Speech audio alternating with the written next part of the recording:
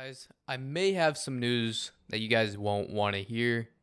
XDefiant's gonna be dead within a month. Now, if you're somebody who says this and actually believes it, then I got a very important video for you to hopefully stick out and watch. I want to prove you guys wrong. I just want to go over some scenarios and explanations on or why you guys are wrong and why I strongly believe this game is going to be great. XDefiant has a small team of developers. Call of Duty has just so many more, right? Just for that fact alone, it's going to fail. Not enough developers, the game won't be as good. Not as many updates, not as much content at launch. And on top of all that, XDefiant's going to be free, which means there's going to be a lot of cosmetics, there's going to be a lot of bundles, it's going to be flooded with bundles. And to add just another cherry on top of all that, it's going to be releasing and competing with Call of Duty.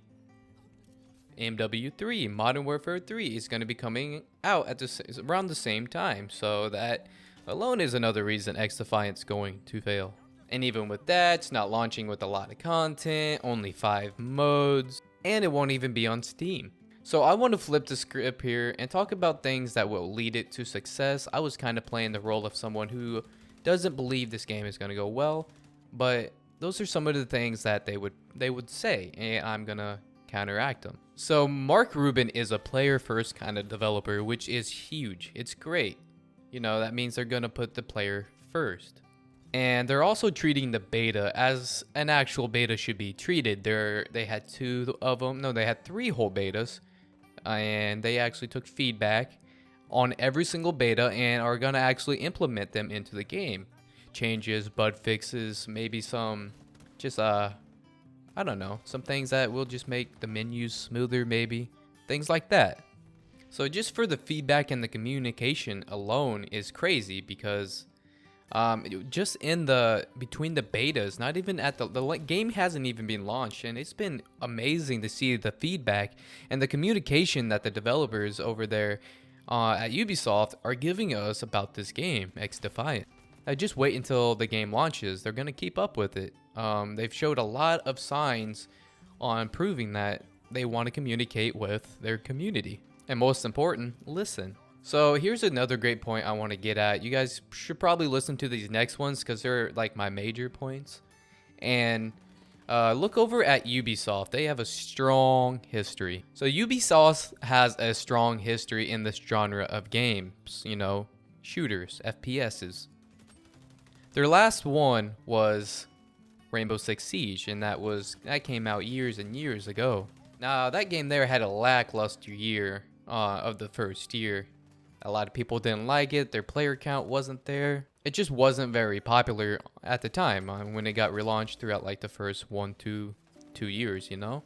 But Ubisoft stuck with the game, gave it more content every year, more updates, and after like 2 to 3 years, their game was the biggest shooter in the competitive scene. And it remains that to this day. You can't deny Rainbow Six is definitely one of the most competitive shooter games, you know.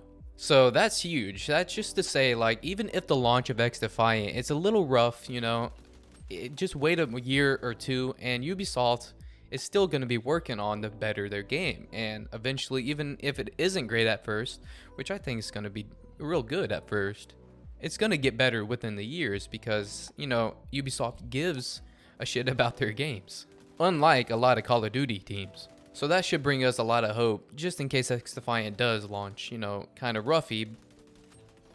But it's gonna be a pretty decent launch. So Rainbow Six Siege just started real rough, became a huge W for Ubisoft. The game's massive now. And another point I want to just point out here is it's not trying to kill Call of Duty, and it doesn't need to kill Call of Duty. Here's why XDefiant doesn't need to kill Call of Duty, or isn't even trying to kill Call of Duty. And here's why I say that. People think that when games come out similar to Call of Duty, they always try to say it's going to be the COD killer.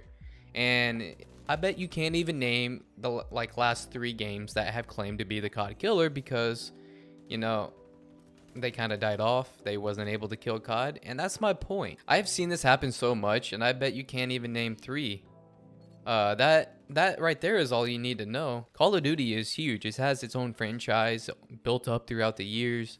You know, it has its really good games and real shitty games, but it's massive and it's built it by itself, you know? There isn't going to be a game that kills Call of Duty. It's not going to be that way. It's just too massive of a company or a franchise. They have said themselves over on the development team, Mark Rubin, all of them guys, they have said that they're not building the game. They're not developing the game in hopes to beat Call of Duty. They're not taking special routes that, you know, could actually make them better. Say like the score streak system. They're not copying the score streaks. They don't want to beat Call of Duty. They want to be their own type of game. And they can't copy Call of Duty at that, you know. Not everything can be exactly like a COD game. But competition is a very good thing. If XDefiant is good, that makes Call of Duty want to work harder to try to improve their games as well, improve their updates. Because if you think about it like this, you have XDefiant Call of Duty, XDefiant drops, their player base rises. A month later, MW3 rises. Alright? And then a month later, fucking XDefiant's still doing real good on updates, communication-wise. They're even higher up. And Call of Duty, knowing them, they're going to be down even lower on the second, third month of after release, you know. All I'm saying is competition is huge, and that makes the companies work harder to try to, you know, outperform the other company. Competition is huge. It's great for the gaming industry. So I wanted to compare some games here that have kind of been in a similar situation, which when releasing around another huge game, or just a game that's similar to another huge game, trying to beat it. So I want to look at Apex Legends. Apex Legends launched in 2019, 2 years after Fortnite launching in 2017. The game was huge at first. Had people wondering if it would kill Fortnite. Would it be the Fortnite killer? Would it put it above the charts, you know, of Fortnite? Will this now be the best, most popular battle royale game? And I gotta be honest, I was one of them at the time. I thought that it very well could be. But look at them both now. They're both absolutely massive. They both have a huge community and loyal fan base who plays their games, makes videos, makes content, talks about it, you know, wanting to talk to the developers to improve, you know, like their updates, future updates, things like that, bugs and fixes. They have loyal, huge fan bases, and they've both been huge successes for the developing teams of them both. So why is this important? Apex was able to make its own lane in the gaming world, and it has developed a very, very strong, like I said, community. And Fortnite has done the same thing. Years later, they're still real massive, and they both are striving and competing against each other, kind of, you know, they both want to make their games, you know, the better battle royale type of game. So, you know, they compete, but they both stick to their own lanes. That's the main thing to remember.